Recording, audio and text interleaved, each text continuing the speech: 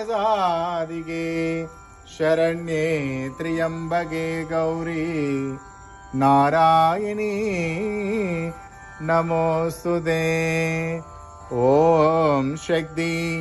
पराशक्ति महाशक्ति